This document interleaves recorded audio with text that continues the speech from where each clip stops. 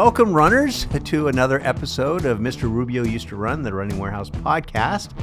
I'm one of your hosts, Joe Rubio, and this is my associate, Connor Blaylock. And for those who are unfamiliar with what we do here, we talk about running shoes, we talk about competitive running, we talk about training. We tend to talk about things that are, we would consider geek stuff. Yeah. We can get off track a little bit sometimes. A little, yeah. But if you're not into getting into the weeds, this is probably not your podcast. But if you like the weeds as far as, running shoe design and the upcoming tech and workouts on a high level and high-end track and field and cross-country and road racing and everything's involved with that, if you're not into that, then it's probably time to leave. Yeah, exactly. But let's start with this. Connor is a competitive runner. And let's say that lightly. Well, you train consistently and you have racing goals. Yes. So regardless of how fast anybody is, right? If you're doing that, if you're doing consistent workouts, if you're running consistently, and you're looking forward to a race, you're a competitive runner. Well, and as we know, if we go back a year ago, my training, I had been off running for over a year. Yeah. Training wasn't going well, and when I got back into it last summer, it was a little bit of a chore to get into it, but I was slowly gaining fitness. Now this past track season, I kind of got on another bad path of training and didn't get the workouts in, didn't get the mileage I wanted. But now we're back summer training, and with that base I got in the fall, I feel like I'm back ready to go, and the workouts have been going pretty strong. Yeah, that's a big key. It's a new thing in training. It's called resilience. Yeah. So the longer you train, the more resilient you are, and the faster you come back to fitness and stuff like that. Right. Someone like me who's been away from fitness for a long time, it's hard. Yeah. Running's hard. Running hurts, but for you young kids, it's not that big a deal. Yeah. So, and your training's going well. Training's going well. We've been running with the group. Yeah. We're getting, just easy workouts, and we can get into the whole cross country season a little bit later. But I did have some races that I've been sneaking in. Got a 4th of July fun 10K in. Went out to Wharf, which has been a race we've been talking about for a long time. I know you've done it a bunch. I've never done it. It's pretty fun. It's been on the list, and it lived up to the hype. Yeah. I mean, everything about that race. It's a fast course. I ran about 32 minutes for the 6 miles, so a solid time for where I was now. Yeah.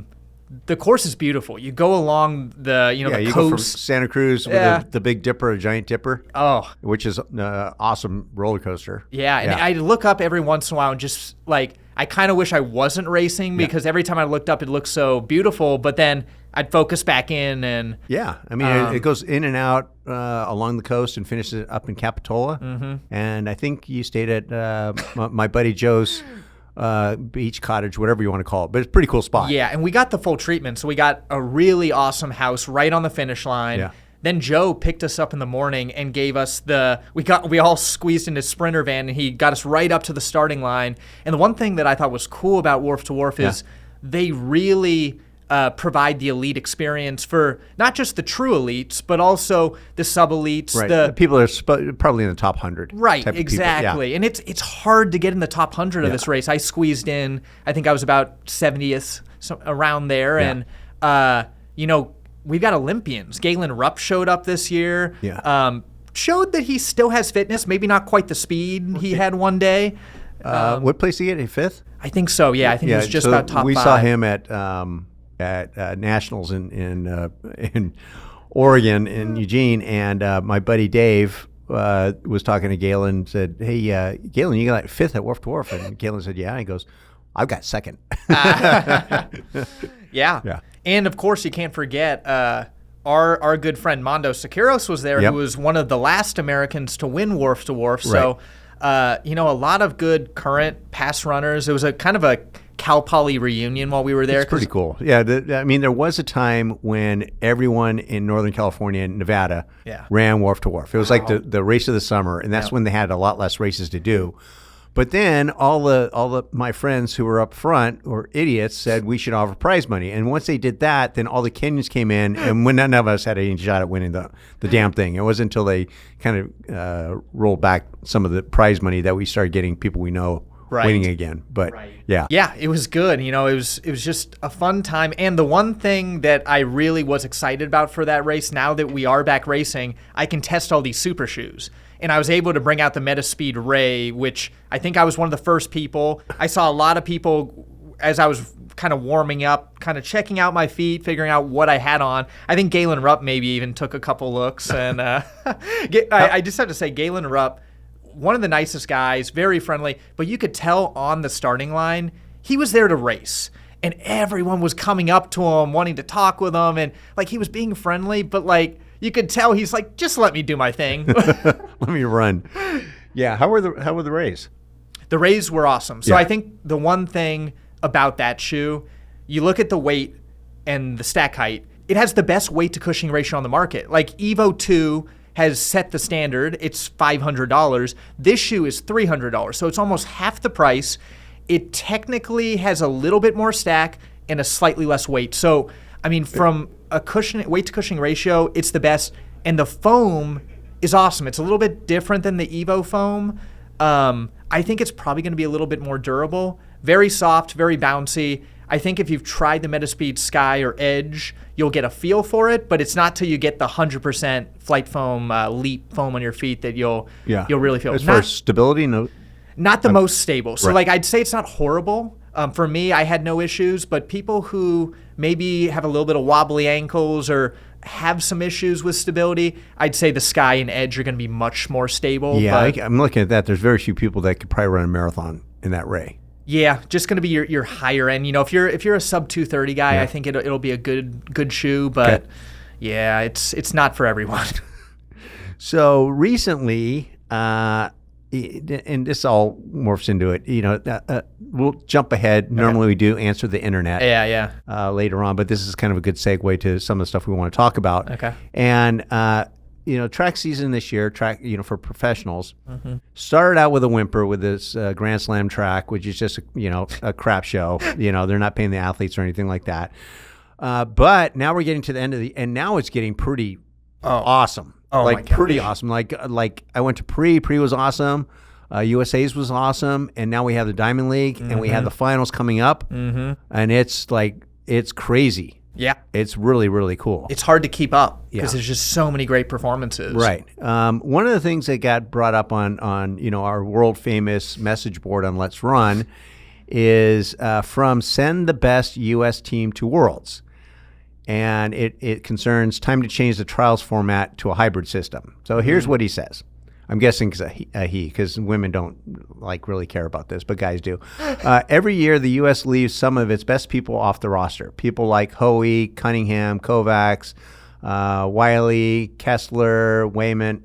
This year, the most glaring example in the past was defending world champion Dan O'Brien in the decathlon. He went on to set a world record shortly after failing to make the Olympic team. It's time to adjust the way we choose our teams. While the top three to go and the rest go home, format is exciting, always means the U.S. sends less than its best team. It's time for a hybrid format where he suggests you have the top two are automatics and the third is a pick of some sort. So the problem I have with that is when you have any sort of group of people deciding who gets the third spot, it makes it difficult. Yes, politics. And the first thing that comes to my head, and this is coming from a huge Nike fan, but Nike has a lot of pull in USATF, and I start thinking, are Nike athletes going to get a priority? Well, that's what happened. I want to say Kenya with their Olympic team was all Adidas athletes. Yeah. How did that happen? I mean, you know, it's right for corruption. Sure. Whereas the U.S. system as it is now, also the three go and the rest go home. Kind of fits with the U.S. philosophy on life. Yes. Right. It's like, hey, you give me a chance, and if I perform, it's the American dream. Like businesses like that, schools like that, everything we do in life in the United States is like that. Right. The underdog has a chance. Right. Maybe not a great chance, but they have a chance.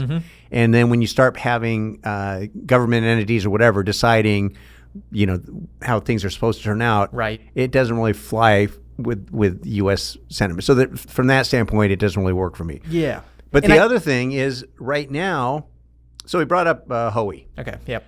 So Josh Hoey, if you saw the thing, went out a little too fast. He got beat by my golf partner, Donovan Brazier. And this 16-year-old kid, the next Jim Ryan, running like Dave Waddle, got second. And then who do we have got third? We got Hopple.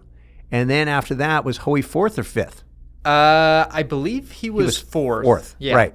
So he's out. But to address that, what we have now, which is I want to say too, he ran 1:43.06, so not a slow. slow time. No, but the 16-year-old, if he would have run that the same time a year ago, would have the American record. Correct. So he's pretty good. Yes. And so what happens this year is there's a couple different ways to make the world's team. One is if you have the qualifying standard and you're top 3 at the U.S. Championships, you send 3. If you're defending world champion, you have a bye. You go in automatically. So right now in the men's high hurdles, we have Grant Holloway is defending champion, so he gets a bye. Then the top 3 other guys get to go. So now we have 4. There's one other way to qualify is if you win the Diamond League Finals in Zurich next week, you get a spot. So we could theoretically have 5 guys in the high hurdles. Probably won't happen, but theoretically it could happen. The other thing to address the original time to change the trials format is Josh Hoey won at Lausanne, which gets him into the finals at Zurich. So he's going to have to run lights out and beat the guys he beat yesterday. But if he wins that thing, he gets a spot at the Worlds. So it's based on a performance. It's not based on you and I saying, well, I think I like Josh Hoey and I think he should be going to the Worlds. Right. And I like it because it basically shows if you were best in class in the world and you somehow, maybe you were sick, maybe something just went wrong that day, it gives just an extra chance for the best of the best to show up because we want the best athletes to be competing. We do, but we want it to be fair in the sense of you have to pour. You know, the other thing is brought up Addie Wiley. Well, Addie Wiley has never run a championship race at the USA's very well. Yeah. Very different things happen, but to give her a spot at the World Championships, it's a competition. It's not a time trial. She does fantastic in time trials. Hasn't shown the ability to do races. Maybe that has to do with not really running Division I, where you just get beat up all the time and you have to respond. I mean, who won USA's? It's the gal from Stanford, right? Who went through the whole. Our top middle distance people, by and large, are people that went through the U.S. system, where you have to run all these rounds, you have to do all this stuff. Kids like Ethan Strand, Parker Wolf, Graham Blanks, Nico, all these people, Graham Fisher. They know. I mean, part of that whole thing is you get people that turn pro at a young age and get to pick and choose which events to do. It's like everything has to be perfect. Well, in college and high school, it's not like that. Connor, I don't care. You're tripling this week. Right? I don't feel that good, coach. I don't care. You're running this week. Right? Now, if you're sick and you got the flu, that's fine. But if, it's like, I don't really feel like it. No. You're going out there. We need the dual points, dual meet points or whatever, or the state meet's coming up and no one really cares how you feel. We have the rounds here and then we have the finals on the next day. So, but we do have a thing in place for the Worlds to qualify. Right. Where this kind of goes haywire is World Athletics and the Diamond League are 2 different organizations and they don't get along and they don't talk. And so the Diamond League, I don't know how they got the thing into the World Championships, but it's a good thing. It is. Yeah. So if we had another series of meets, that would allow athletes to do that. Right. But that's not the only way to get into Worlds. The main way is by competing well at Nationals. Right. And you made the trip down not too long ago. Yeah, it was pretty awesome. Yeah. And I want to address all these people that say it's so expensive and hard to get to. Okay, here's what I did. For $450, I flew from San Luis Obispo, direct flight to Portland, Oregon. My friend Dave Frank picked me up with my golf clubs. We drove to Eugene. We stayed in the dorms. 4 nights in the dorms, including parking and food for 5 days, 3 meals a day, was $500. Wow. So combined for me to go to Eugene for the flight, place to stay, and food was $1,000.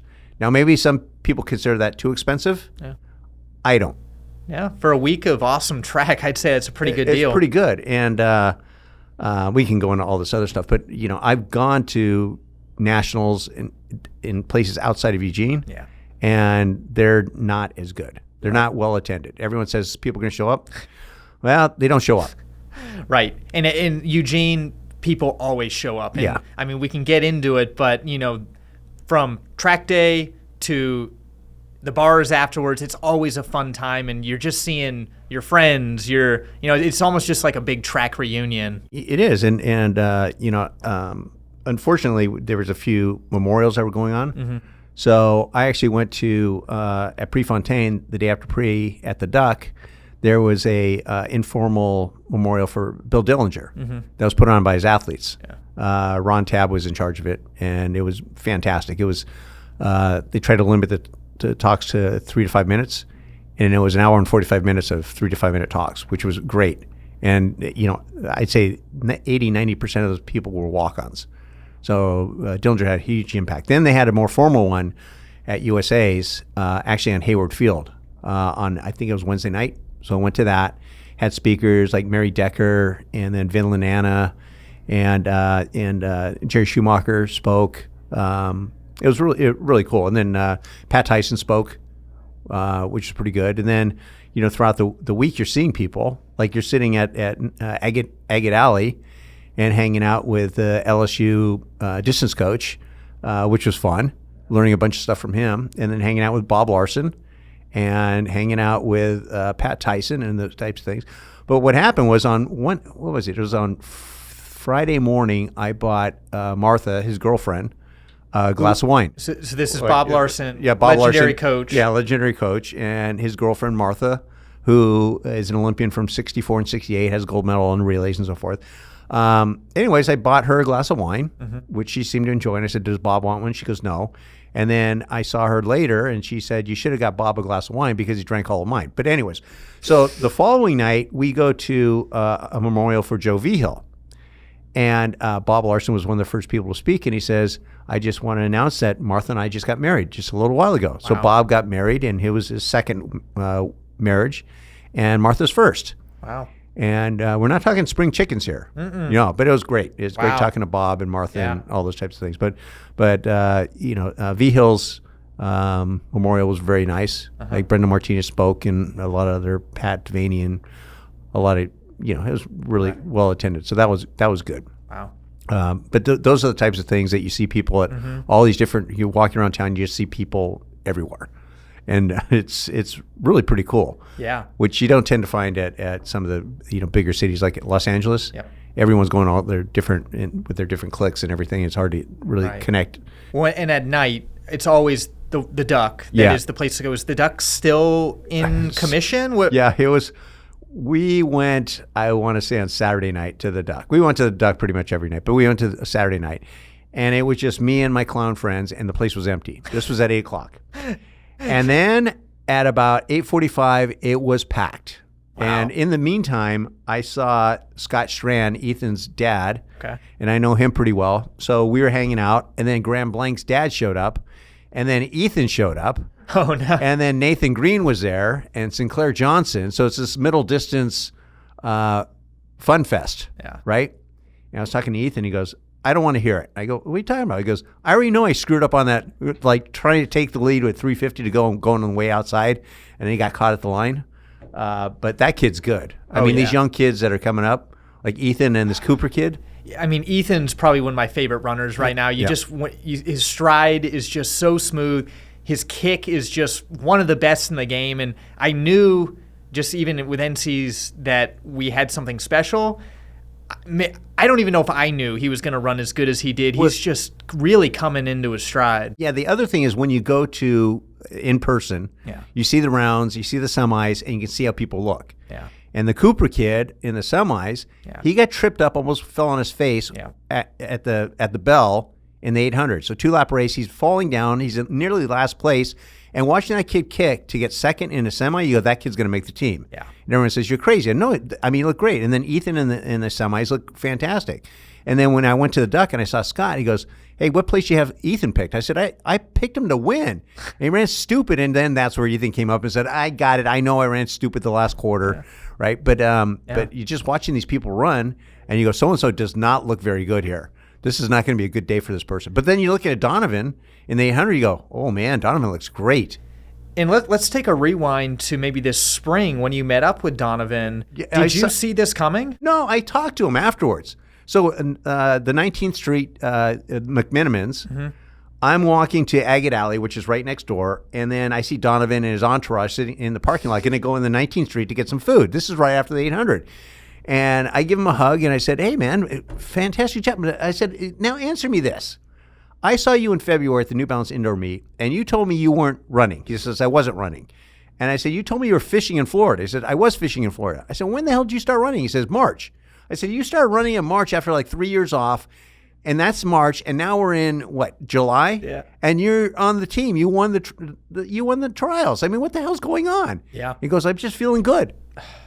I mean, Craig Engels told us, he said, Donovan's dealt with some injuries, and he was hopeful that he was going to be able to get back from those injuries. And he's back. But he said once he comes back, you can never count that guy out. No, and when he was training with Pete Julian and Sonia Sullivan, I think he's just running too much. And people are going to say 40 miles a week is too much, but the force with which he puts into the ground in some of these workouts, I mean, he's running fast. Yeah. And you just can't do a whole lot of mileage with it fast. So I'm guessing he's probably running 20 to 30 miles a week and staying healthy, and that's all he needs. Yeah.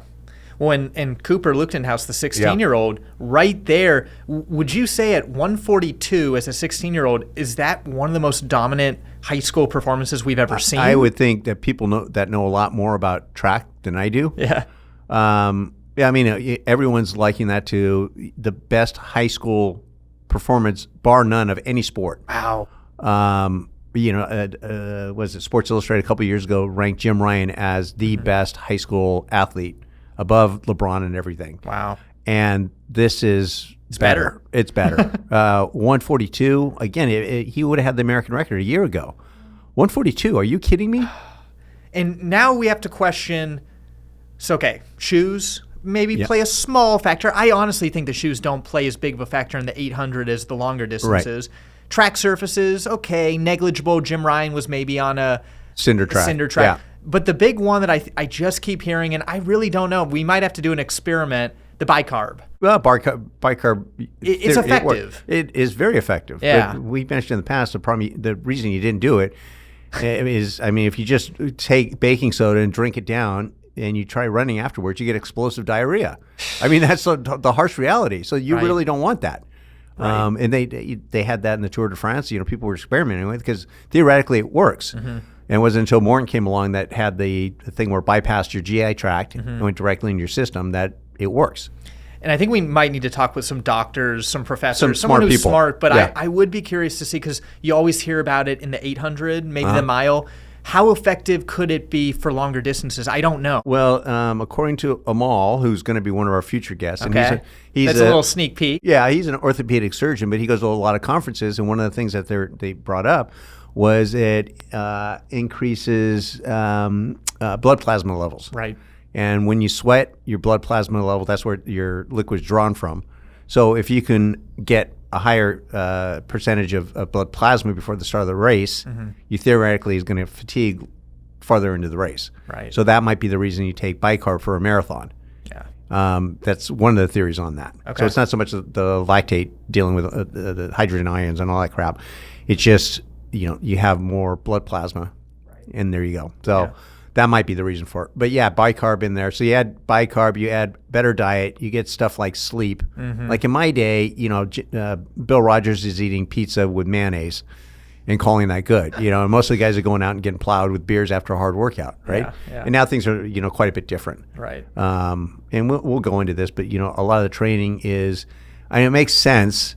It just took us a while to figure it out. Although they figured it out in the 30s and stuff like this, is that if you're training for, say, a 5,000 meters, it's not the kind of thing where twice a week you go out and run 5,000 meters as fast as you can, right? That's not how it works. What you do is you might do like 800s in one workout, and you might do 4 miles worth of 800s with a recovery between each, and you get more work at that 5,000 meter pace. Or you might do quarters, like 16 quarters, so 4 miles worth of stuff. So instead of running 5K twice a week, which is 6 miles worth of stuff, you're running mile reps or thousands or halves and getting 4 miles, and the other workout you get another 4 miles. So you're doing, 30% more than normal? So the same thing with this double threshold thing. Whether it's double thresholds or thresholds every day, you're getting, instead of doing, say, 10 miles of tempo work, you're able, because you have recoveries between each, you're doing quarters instead of a straight up 8-mile tempo run. You recover quicker and you can do a larger volume of work throughout the week. Right. So instead of getting 10 miles, for instance, you might be able to get 20 or 25 miles of work at that same effort for the week. Right. And this is higher end aerobic work. It's not anaerobic. It's just, it's faster than you normally would run. Right. But because you have recovery intervals between everything, you do a large volume of it and not break down. Your odds of it getting broken down are a lot less. And you don't have the intensity and stuff like that. So that's where all this thing comes from. Just basically, you're using the interval method to get a higher volume of work in. Right. So that's all this double threshold is just, okay, so you're doing stuff at marathon pace. Yeah. So those people, marathoners in marathon land, if you're doing, I don't know, if you do a workout at marathon pace and you're doing 12 or 13 miles, that kind of beats you up. Yeah. But you could theoretically do 2 workouts in a day at marathon pace, 6 miles each. So it might be 24 quarters with a 100 jog in the morning. And it might be mile reps and maybe slightly slower in the evening, 6-mile reps. You're still getting 12 miles worth of stuff for the day. It's not as hard on your system. Right. And you can do that more often during the week. Right. So you're not breaking down. You're getting the same effect, roughly the same effect. I don't know that 8 halves at 5K pace is a bigger benefit than a 5K straight up, but I'm guessing it is. So same thing here, right? Is it straight up 12-mile run at 5:10 pace? Or is it, broken up into intervals? Is that going to be better? Probably over the long term, because you recover and you can do more during the week. Yeah. Yeah, that's double thresholds in a nutshell. Yeah, and we'll get a little bit more because we are in cross-country season. Yep. But let's get back to races. So we talked about the 800, 1500. We talked a little bit Ethan Strand, maybe made some small tactical errors, but still a great race. The winner, that I didn't see that coming. Did you see Koech? Was he even on your radar? Not even close. I mean, he's still not on my radar. I don't even know who the guy is. He was an 800 guy. I had to look him up too. Yeah. He's another like Donovan. Like he didn't run going into it because he was broken. And then, of course, the third place, Cole Hawker, the reigning Olympic champion. Yeah. Cole's kind of proven that he can always be right up there because in the everyone mix. gives him the inside lane. Yes, and I never understand why they always give it to him. So in the 5,000, I'm sitting there with my friends, and we're watching this thing, and I'm going, how in the hell is everyone in this field letting Cole Hawker dictate the race? Because it wasn't super easy. It wasn't super hard. It was just comfortably hard for Cole. And you're going, and I thought maybe at a mile to go, people would go. No. Yeah. 1,000 to go? No. 800 to go? No. 500, 600 to go? No. So you're leaving the defending Olympic 1,500-meter champ, who arguably has the best kick on the planet. Right. You're letting him dictate this whole thing, and we got 400 meters to go. How is this going to turn out? Probably not great. And I'm looking at the field, and I think like Cooper Tier got 5th. And what can he do? I don't know. I think if it was me and I'm Cooper Tier, the only thing is jumping on people, do a Kenneth Rooks, and just surprise the hell out of people and go at 500. Yeah. It just surprise people because no one's ready for that. Right. You just jump on them, and that's what Rooks did. And it doesn't work often, but the thing is, it's going to give him the best shot. Right. And the same thing with the other BYU kid at NC's in the steeplechase. Yeah. Surprise, surprise, he goes at 500 to go. I mean, you see his training partner. Right. He went at 500. No one in that field. It's like, what are you doing? This guy is going to go, and he won. In running in the 13:20, I think they won 13:26. Yeah. Grant Fisher. He's 45 seconds faster than that. That's the thing. It was quick, but not quick enough to take the sting out of Hawker's legs. But you're not going to take the sting out of his legs. You got to get a jump on him. Right. Because he's going to close in 51. Yeah. So you got to have 2 or 3 seconds on him at the bell, and then you have to close in about 52 or something like that. Right. Which is not easy. It's not easy. And Nico Young also right there has proven that he's continues to be a top American. And the one person left off, which is the one that you just got to feel for, because how many times has he come in 4th place in majors? Drew Hunter. Oh, Drew Hunter. Yeah. It's so sad because the amount of trials, he just keeps being right there and he barely misses out. And the kid's good. I know. It's just, I would think that he's an example of what I mentioned earlier. I think he would have benefited by going through an NCAA Really? right? Yeah. Instead of turning pro. I mean, it's hard not to turn pro, but Yeah. all that racing through college really sharpens you up and makes you just a better racer. Right. Get that confidence. You get that confidence, and you know, again, it's you're racing when you're not ready. Yeah. And you have to be smart about it, and running stuff like 1500s and 800s and stuff, you know, just some off distances that you're not used to. Yeah. And that fourth place on a consistent basis, it kind of reminds me of a couple other runners over the years. The one most is Ben True. Yeah. Ben True is probably one of the best runners, some of the fastest times to never make an Olympic team. Yeah. Hey, can you think of any other runners over the years? Marianne Dickerson. Okay. Yeah. She was fourth in the marathon twice, I think. And then you got like No Hilly. He's the head coach for Atlanta Track Club. Yeah. And he went to right down the street at Taft Penitentiary. Right. It was Taft College. But he was, I want to say he was fourth twice in the steeplechase. You know, Ivan Huff up the street. Yeah. He was fourth.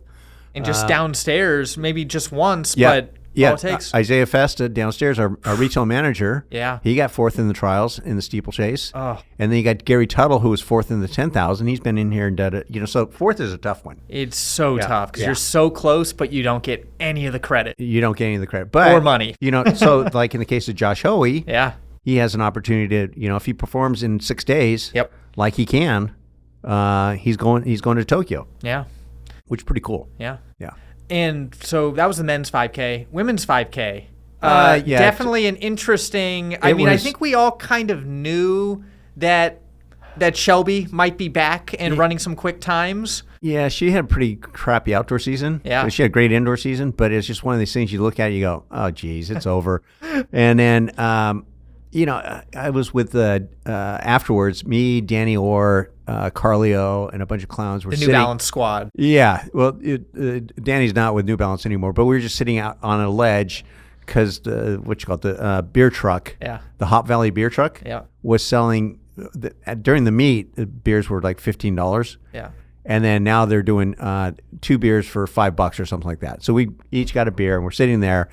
And I'm talking to Danny, and he goes, that women's 5K, it just, you know, leaves a bad taste in your mouth. Just from the standpoint of, look, if when Schumacher said he never heard of the drugs that Shelby got popped for, that stuff's been around since the 70s. I mean, it's just like all credibility was lost on that comment. Yeah. Really.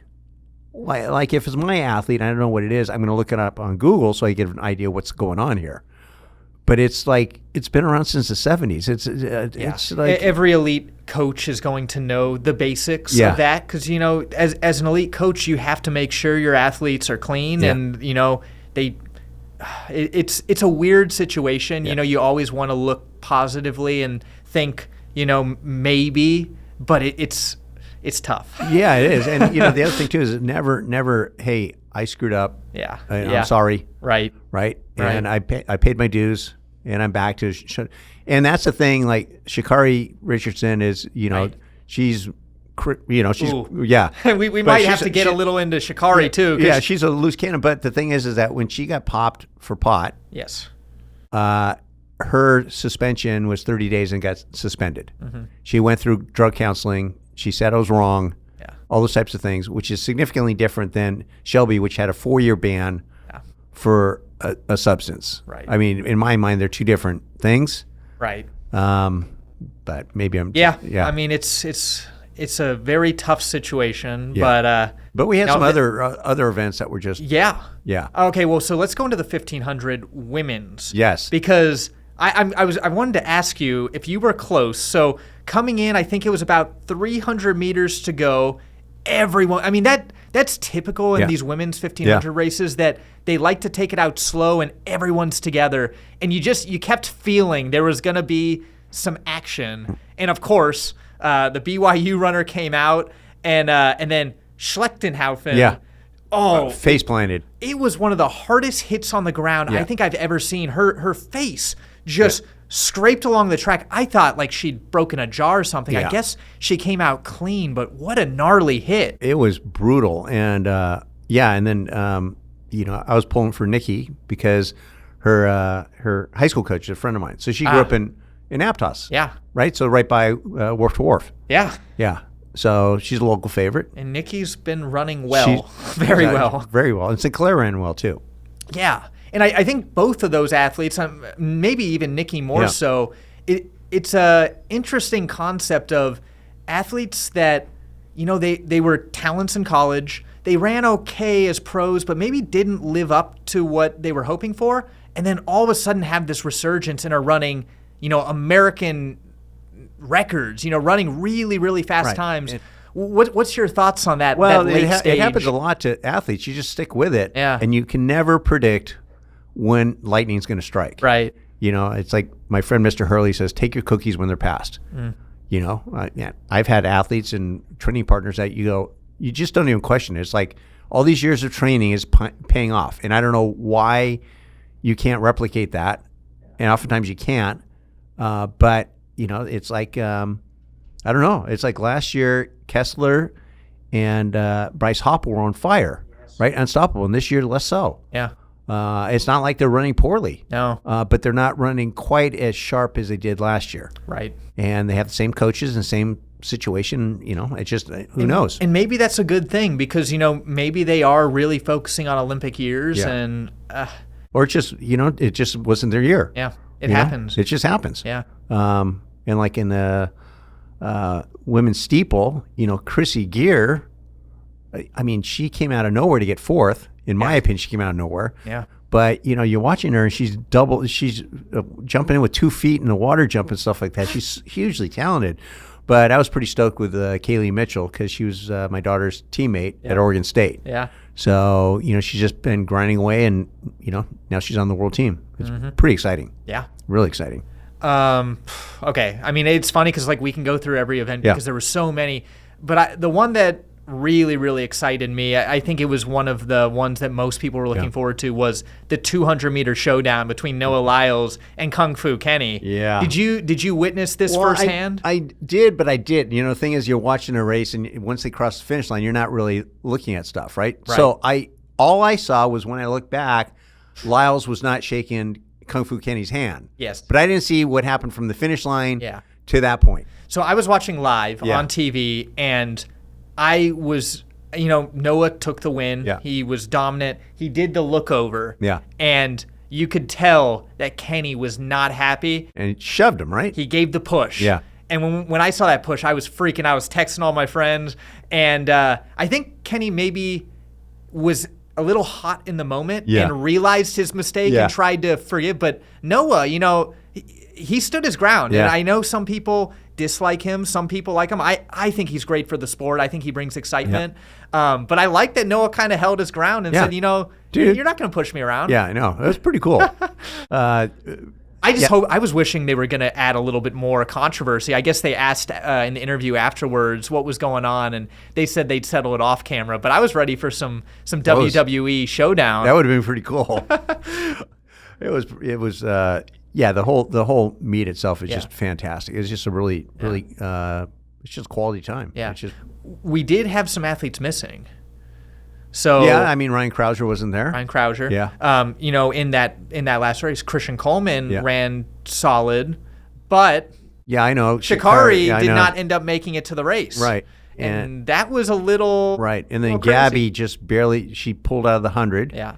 And she barely made the 200 team, but you watch her in the 200, and she was like slumped over. I mean, she had a bad wheel. Her Achilles was not good. Yeah.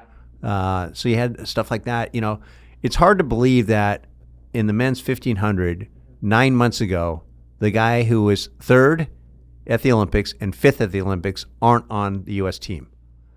That is very true. Right? They're not on the U.S. team. Yeah. Naguse has a shot if he wins in Zurich. But is that unbelievable? It's crazy. And I mean, Naguse, I think similar to Hoey. Yeah. He just had an off day. He maybe went a little bit too hard. Too hard too soon. Everyone just keyed off of him. And that's that tough part about when you're fit and you're the favorite, that sometimes, I mean, we saw Jakob deal with this at the Olympics, and you go out a little bit too hot, maybe a little bit too confident, and you pay the price with these guys that are fit. Yeah, my buddy Jeff Atkinson, who won the 88 trials in the 1500, his favorite line every time is, if you lead, you will lose. And he just says that over and over. And time and again, he's proved right on that. Yeah. It's very rare. You want to be the last guy leading, ideally. Yes. It's a pretty easy sport. You just stay in front of everyone, right? Yeah. Well, okay, so that was, for the most part, national. Was there anything else that happened at nationals that was noteworthy, whether it was at the track or off the track? Well, we went golfing. We saw Art Boileau. He's the legend from Oregon, so that was fun. Okay. Saw your buddy, Will Lear. Oh, yeah. He was golfing. Will Lear. Yeah. And anyways, I don't know what he does for Under Armour. I'm guessing he's working for Under Armour because Under Armour golf bag, Under Armour golf shoes, Under Armour everything. Oh, yeah. Do you know what he's doing? No. So he's working for Under Armour for sure. Yeah. Yeah, I mean, I think I still have, I think you arranged it maybe 10 years ago, the handwritten letter for my sister's wedding. That was your wedding gift. Yeah, that was my wedding gift. Will Lear signed spikes. Will Lear. He's still doing pretty good. Yeah, good. So you just, it's fun seeing people like that throughout the whole thing. But it's just, it's fantastic. Yeah. And we talked a little bit about, how you get into Worlds with this Diamond League. Bahamas, there were some stuff there. The steeplechase kid, another one of the Ed Eyestone steeplechase kids, got his 8:14. He was paced by his training partner Rooks. And I don't understand the whole points thing, but because it was an area championship, you got a certain amount of points. Right. And if you get points, you get into the Diamond League final, and you want to be in the Diamond League final. And so he got points enough to be in the Diamond League final. Now, with some of these athletes, I almost feel like they need to hire on a statistician or whatever to figure out this point system, because you can really work it. We've seen it over the years. Katie Izzo ran that cross-country meet in Spain. I mean, she's a Cal Poly person. I mean, I saw her at Max's. For those that don't know, if you're looking for a bar to go to in Eugene, go to Max's. Yeah. It's off the beaten path. Yeah. But if you ever watch The Simpsons, Moe's is based on Max's. Yeah. There you go. Yeah. So Matt Groening went to University of Oregon. Right. Anyway, Katie has listened to the podcast before, so she's a fan. She'll be on here. Did she recognize you? Yeah. Okay. Wow. Yeah, See, you're becoming a superstar now. I had a few people stop me in the street, which is embarrassing as all hell. But, oh, my gosh. One of the highlights of staying in the dorms, the food is okay. It's not great, but it's not bad. It's passable.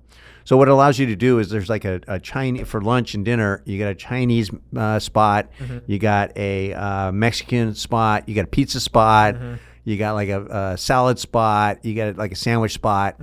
So what you end up doing is, instead of just getting one type of meal like you're at a restaurant, you get a whole bunch of different meals and eat a little bit off it. Nice. But the one thing we close every meal with is the giant vanilla. Do you know what a giant vanilla is? No, but I'm so invested right now. So they have a cooler with ice cream, and they have three choices. You have your It's It, which is a San Francisco institution. Yeah. Do you know what an It's It is? Yeah, it's like the cookie thing, right? Yeah, you got 2 oatmeal cookies with vanilla ice cream in the middle, covered with chocolate. But there's a mint version of that. So you have a mint version or a vanilla version. The big vanilla is an ice cream sandwich. Okay. And I haven't had an ice cream sandwich in forever. Ooh. I was eating those things like they were going out of style. Oh, they're great. I don't know. Is that part of your nutrition plan right now? Well, at the time it was. It's one of these things you go, dude, I'm never going to eat one of these things again in my life. You're eating a bunch of stuff that you normally wouldn't eat. But, it's like, I don't know, lemon chicken or ginger chicken or some stupid stuff like that. And yeah, that was your cheat week. You're back on. I'm back on it. Yeah, exactly. Okay. Yeah. So nationals. Now we're moving to Worlds. Yes. What are we thinking? I'm thinking it's going to be a pretty spectacular meet. I think we're going to see some records. Yeah. I think so too. Lausanne, a lot of rain. I think Zurich's going to have rain because Eric, one of our buyers, is going to UTMB, which is next weekend. Yeah. And Zurich is not that far away, maybe a 40, 50-minute bus ride. And Eric said that it's supposed to rain at UTMB next weekend. Wow. So it's going to be raining there. It's probably going to be raining at Zurich. Yeah. So odds of a super fast meet are diminished. Yeah. But World Championships are in Tokyo. There's not going to be any rain. Yeah. It's going to be hot and humid. Okay. Yeah. Yeah. I mean, I've got a couple. I mean, you're right. It's going to be a great race across the board. But for me, I think Cooper. Yep. In the 800, let's see what this 16-year-old can do. Yeah. Noah Lyles, of course. Yeah. I want to see. I want to see if we can get a little more controversy. See if he can pull off that 200. And then, of course, like I think Grant Fisher. He's always a favorite. Right. Let's see what he can mix up with the top dogs. Yeah, and then you got Sydney in the 400. Yeah, and that's an interesting one because have we seen Sydney compete at the Open 4 at this level yet? Well, we have here and there, but she's been focusing on the at a World Championships, have we? Not that I can recall, but she's been going after Sonia Richards and Richards' American record, and hasn't been able to get it. Right, and she's going after it. Yeah, which is interesting. It'll be interesting to see if she will go down as not only the top 400 hurdler, but maybe the top 400 meter open, which would be great. That would be crazy. But Sonia Richards, she has probably the largest wedding ring I've ever seen in my life. Oh, wow. Her husband was a receiver for the Atlanta Falcons, and she was on the Real Housewives of Atlanta. This is what we're talking about with this woman here. Okay. Yeah, she's on a different level of life than I am. Okay. Or you. Yeah. Yeah. I mean, hey. Yeah. And I have a shirt from her signed, and it's hard to imagine how artistic her signature is. Yeah. It's beautiful. Yeah.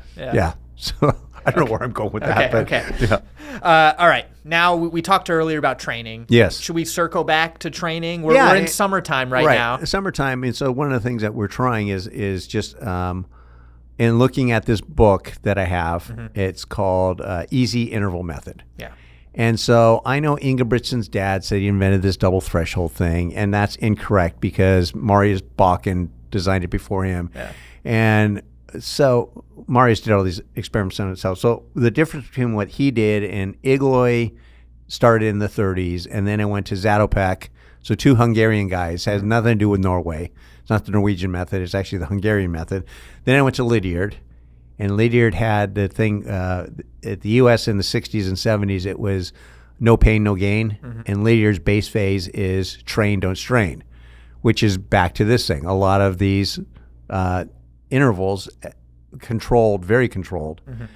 So he had it, and Zatopek had it, and you get this whole thing, and now it's where it's double threshold. But this guy, Klaus Look, so I have his book, and he was good in the late 70s and early 80s. Okay. And by good, I mean 150 in the half, 357 in the mile, 28-24 by himself on the track, sub 60 for 20K.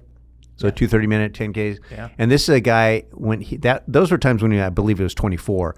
When he was 18, his PR in the 1500 was 417, which is about a 435 mile, which wouldn't raise an eyebrow on the U.S. side for high school. It's about where the top women or high school girls are running. Yeah. And I want to say 920 in the 3000, which is about 10-minute 2-miler. Yeah, very unimpressive. Right.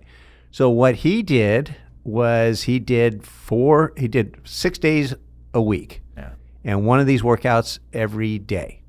So he either did 2,000 meter repeats, 1,000 meter repeats, 400s or 200s. And so his 2,000s were done at the fastest was marathon pace. So 80%, if you take your 5K time divided by 0.8, that's the pace he would run, start, and then he would end at marathon pace. So maybe in his case, 5:10 for 28-24 guy. Yeah. Then the next thousands, he would start at marathon pace and get down to, he would start, marathon pace and get down to half marathon pace or his tempo pace. Yeah. Then for 400s, he'd start at tempo pace and get down to 10K pace. So here's a 28-20 guy, and the fastest quarters he's doing is 67. Wow. With a 100 jog. And then on the 200s, the fastest you do is roughly his 3K pace. So you do down to 31, 32 at the fastest. But generally speaking, he's doing 64s or 34s. So none of this stuff is incredibly hard, and none of it, the volume is not real high. No. He's doing 4 to 6 miles worth of stuff at, in his case, 5:15 to 5:30 pace. And then at the fast end, he's doing 2 to 3 miles at stuff at 62 to 67 pace. And again, we're talking about a really fast guy. Yes. I mean, because we hear about, I mean, even just I look at people at my level maybe a little bit quicker, and they're so worried about paces and ripping these times. And even with the Aggies, a lot of these guys are closing some workouts very, very fast. And not to say there's not different ways to train, but you don't have to be running sub 60-second 400s in your workout. No, I'll give you this book, and it's the first half of it is all his experiments on himself and the results and setting it up. Then he has the middle of the book is his suggested training, and the last third of the book is all of these athletes he's advised. And one guy I'm reading about right now is Dan King, 61. This is a couple years ago, but he's doing this method, and he's running 3 days a week with these easy intervals. And the other workout is he's doing elliptical. Yeah. And he's lifting weights and he's golfing and things like that. But the guy ran American records in the track mile for 60 and over, for the road mile, for the 1,500 and the 15K. Yeah. So the stuff works. It's just a matter of Americans tend to be really impatient. Right. And thinking that because it's such light efforts, that it doesn't work. And what I'm trying to do is get our guys to let's just try it. Right. Right. Do a lot of it. Because the other part of it is, and this goes around the world, is people are active twice a day. So like Japanese, you're doing a hike in the morning and another hike in the evening. And all these programs have some sort of secondary activity during the day. So you're not sitting on your butt for 8 hours a day. So you're doing your morning workout and you're coming back and doing another work in the afternoon. And neither one of them are totally brutally hard. Right. You're just getting stuff in. It might be a hike. It might be surfing. It might be lifting weights. It might be any number of things. Rock climbing. Right. But maybe not rock climbing. Rock climbing could be a little risky, but we have a few people that rock climb. I mean, Craig rock climbs. That's true. Yeah, that's true. I don't know if you want to do what he does. I mean, we went golfing 10 days before Eugene. This was a couple of weeks ago. And he's golfing barefoot. So it's a week and a half from Nationals, and it's me and Van Hoy and Aiden McCarthy. We're golfing. And I asked Craig, I said, so do you think maybe you should be wearing some shoes? He goes, nope, I golf better barefoot. Can't argue with that logic. You cannot. No, it's great logic. Yeah. Well, and you talked about patience. Yeah. We're in the summertime right now, and most of our key races, I have a half marathon I'm doing in December. A lot of the guys are racing nationals in December. We've got a long way to go. How important is it to stay within yourself right now? Because I know you told me, okay, you ran a 10K, you haven't done that much training, run about 5:20 pace. We don't need to be going much faster than 5:20 pace right now for mile repeats, for really any sort of harder effort. Yeah. It's just, I mean, I don't know that this is going to work. But I think one of the things that is indicative of success is just trying different things. What's that Einstein quote, which he didn't really say, but what's the definition of insanity? Yeah. It's doing the same thing over and over and expecting a different result. Yeah. So what's the harm in trying something else? Yeah. The worst case is the Olympic trials are in 2028. We're in 2025. So if you try this and it works, you continue on with it, right, or do variations of it. But if you continue doing the same thing, it might work, and it has worked pretty well. But let's try something different. That's how life works, right? Or it should. Yeah. That's what we do as a business. We're trying. Now a lot of it doesn't work, but you got to give it a go. Right. Got to trust. Got to take some risks. Yeah, you got to trust what the little man inside you says. Right. Yeah. We're playing to win, not to not lose. I think that's a good point. Yeah. We look at brands, and we'll talk about shoes next, but I remember at the Brooks 50th party, Jim Weber, the former CEO, said specifically, I've never been a risk taker. I've always played not to lose. I've never really played to win. And if you looked at the Brooks lineup of footwear, it's always very, very conservative, just small upgrades, very safe upgrades every year. And it wasn't until Dan Sheridan came on as a CEO, now you're starting to see the Hyperion line start having life. Like they actually care about it. And like the Glycerin Max. I personally don't feel the Glycerin Max would have happened with Jim in charge. I love Jim. It's just it wasn't his personality. So and also, I don't think Warren Buffett invests in companies that take a lot of risk. No. It sees Candy, Coca-Cola, Geico. Oh, yeah. These are just not slam dunks, but they make money all the time. And that's what Brooks does. Right. They just perform. Right. The other thing about Brooks shoes is they all fit the same. Right. They get the fit. They fit. If you like Brooks shoes, you buy the new edition. They fit about the same. And on the other side of things, you can't always argue with that logic. The Buffett logic of just that incremental compound interest. Even in training, sometimes it is just plodding along, getting that, building that bank, and it can be. But again, sometimes you do need to take those risks. Not as exciting. So I work with a lot of people on fundraising.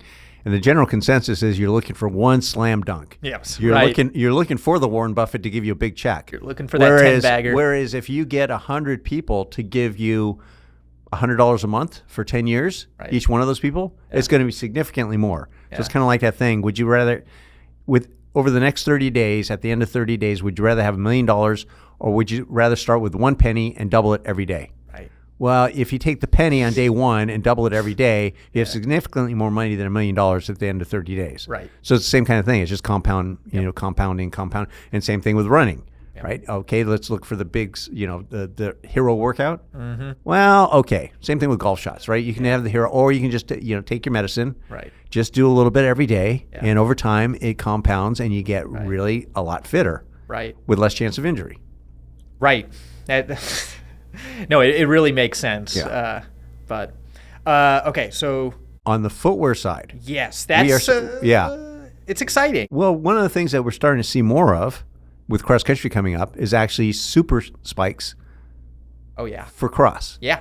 Well, we knew this was coming. Yeah, for sure. We've started to see some shoes over the last year or two. New Balance with their fuel cell spike, Adidas come out with a couple, but now Saucony finally brought out the Endorphin XC. And this is an exciting one because we've all really loved the Incredi-Run foam that we saw in the Endorphin Elite 2. When you feel it, it's just super soft and bouncy. I will say in this XC version, the lower stack, and it's maybe not quite as squishy soft.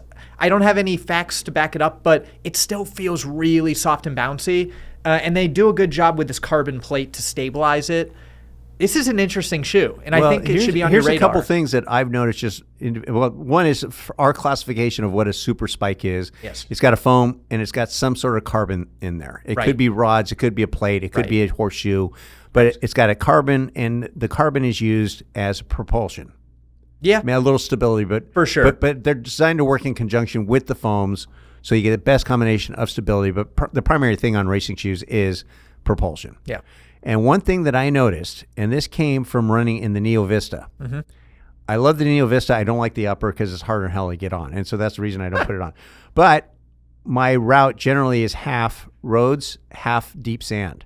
And what I find is that when I run on the deep sand in shoes like the Neo Vista, I get significantly more tired. And it's one of these things that foams like that are working in conjunction with a firm surface. Right. So one of the things, and it just occurred to me right now, if you have a super foam on a cross-country shoe and you're running through soft surfaces, I think the net effect is bad. It could be. And I think stack heights will definitely play a factor in that because the higher the stack heights, the more unstable it's going to be, very soft.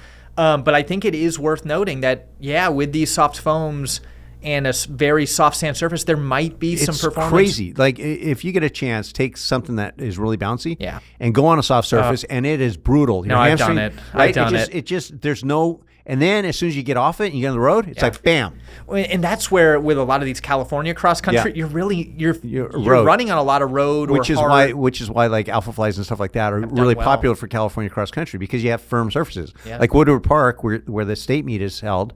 It's I'd say maybe 10% asphalt, maybe a little less.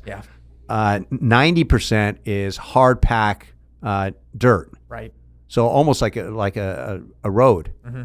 And then you have the start and the finish, 600 meters out of a 5K race is on soft grass. So, if you have a super shoe, again, something with a foam and a plate or some sort of carbon thing in there, you're going to have a better result than just a regular racing flat.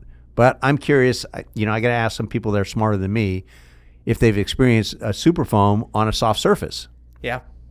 Definitely worth checking out. I don't want to make people not buy the shoes from us, but it's just something to think about. For sure. Right.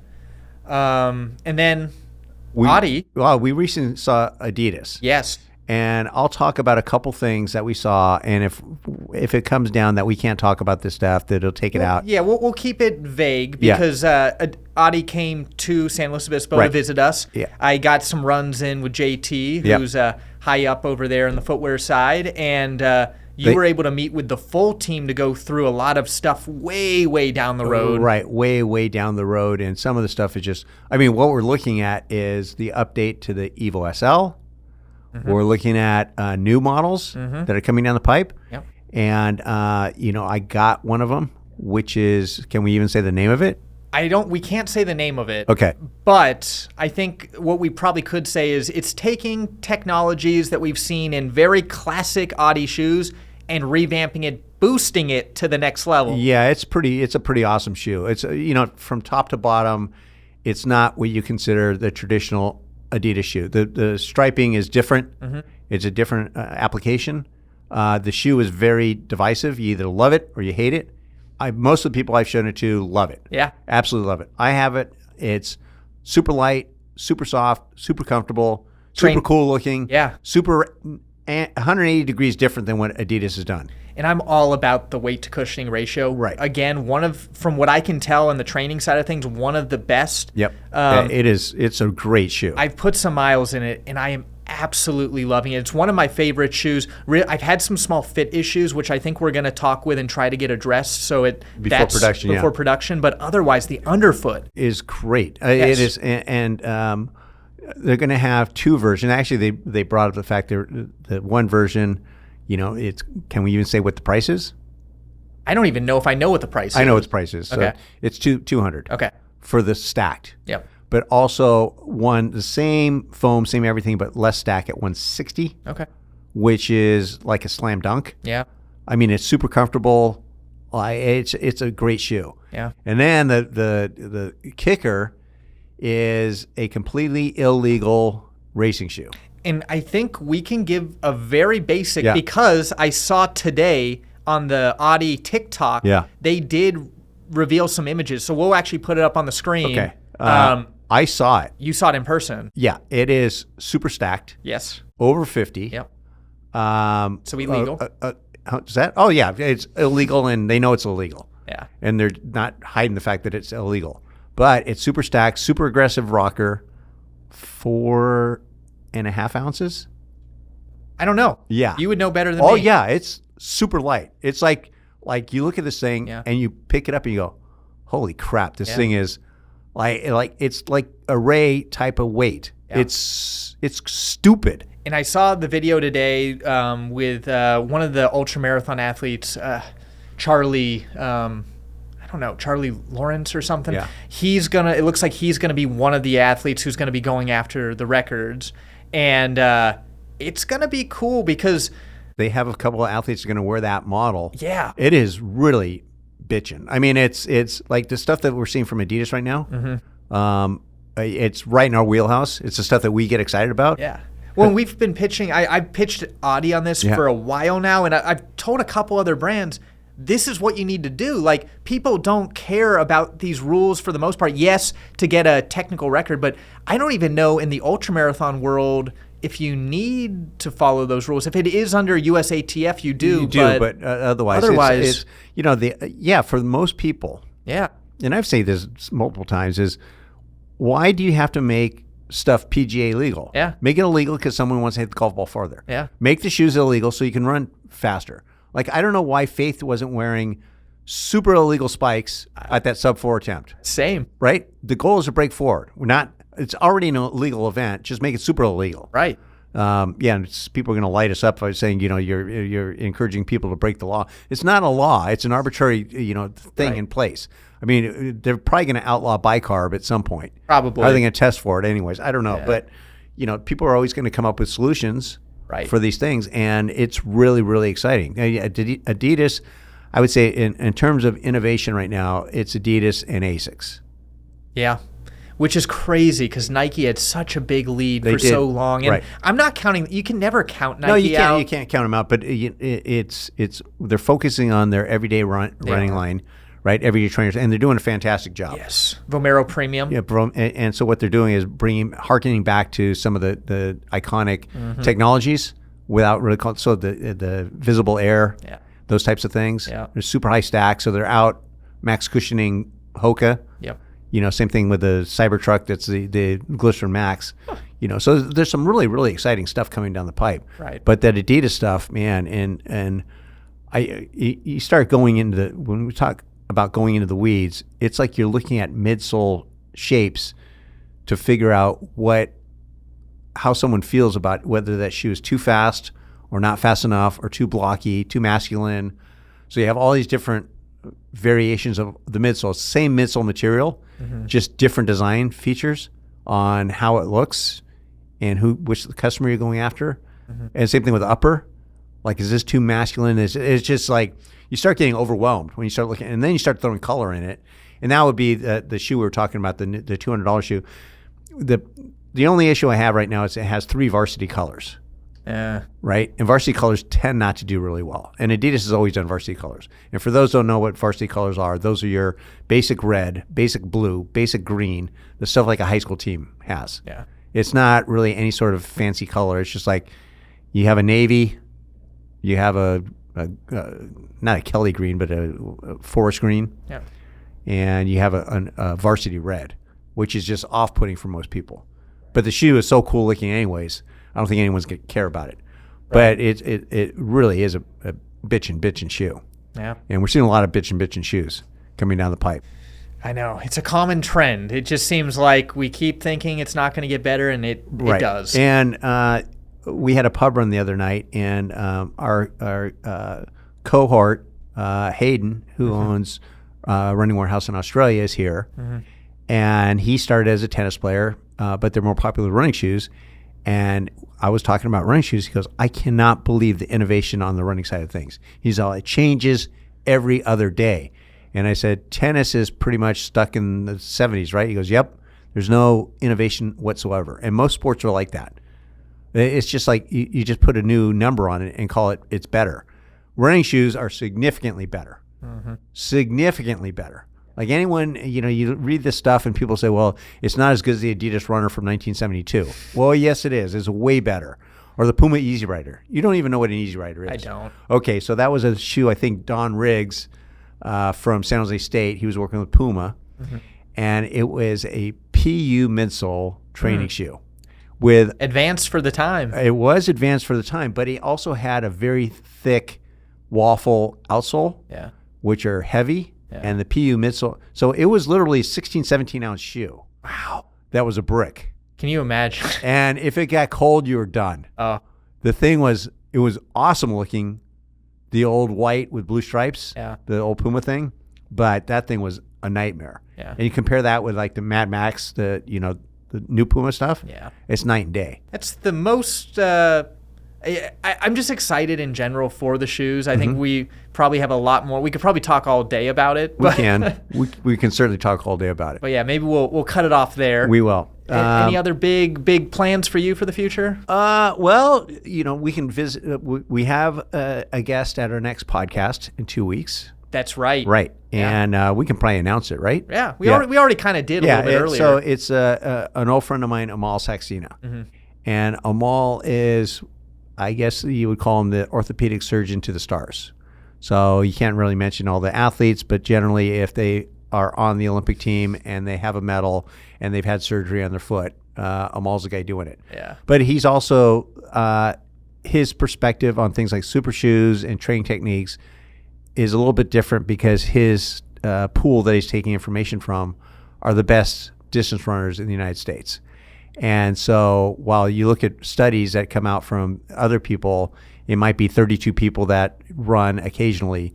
These are the people at the highest level of the sport. So what he's seeing in terms of results of like training in super shoes all the time is going to be significantly different than it's just more real world stuff. You can take it what you want out of it, but I find it hugely interesting. Because he's one of the few guys that actually has all this stuff. He attends all these conferences around the world. He's sending me texts on these conferences. I have no idea what the hell he's talking about, but it's pretty interesting. So at the very least, you'll have 2 or 3 people that are super interested in the next podcast. 100%. Yeah. And they might just be us. I'd But probably be us. And we should have our next podcast coming out pretty soon. But Yeah. what do people need to do yes, this yes. episode? Yes. If you like what you hear, like us, subscribe, comment, those types of things. Yeah. And we generally do a pretty good job of responding to comments. Oh, yeah. It might take me a couple days to find my computer and do that, especially when you're on trips and stuff like that. But I'm around for a while. Yeah. If you have comments, go ahead and do it.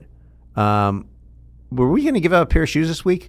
No, the episode, Julia Stamps, Malin, and Kira's episode will have the winner on it. Okay, got it. But, keep liking, commenting, subscribing, because every week you got a chance for a future pair of shoes. Exactly. So, And if you have a suggestion on what you'd like us to speak about on a future or address a topic, go ahead and put it in there. I mean, we're just making stuff up. Yeah. Because it interests us. Yeah. But if people have other interests outside of that, as long as I've had a few people suggest different things, and it's just not really in our wheelhouse. So we tend to be more competitive running based. Yeah. A lot of footwear stuff, a lot of training stuff, a lot of racing stuff, those types of things. Yeah. So as long as it fits there, we're good to go. History too. That's right. Running history. That's right. Yes, we're good about running history. All right. Well, I think that's it. thank you, sir. Thank you. Okay. Peace out.